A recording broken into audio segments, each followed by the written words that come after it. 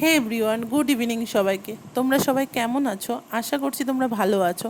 আমরা ভীষণ ভালো আছি। আমরা আজকে গেছিলাম একটা রেস্টুরেন্টে কফি খেতে। এই রেস্টুরেন্ট আর স্টার্টারে নিয়েছিলাম ক্রিসপি চিকেন। এই রেস্টুরেন্টের নাম হচ্ছে নীল দিগন্ত। এই রেস্টুরেন্টটা পড়ে ঈশ্বরীপুর রাস্তায় যেতে একটা মাঠের ওপরে।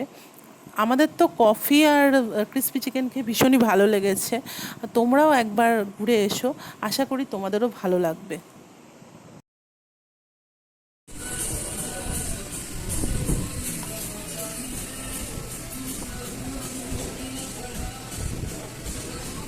চাই সিদ্ধ ভেজ।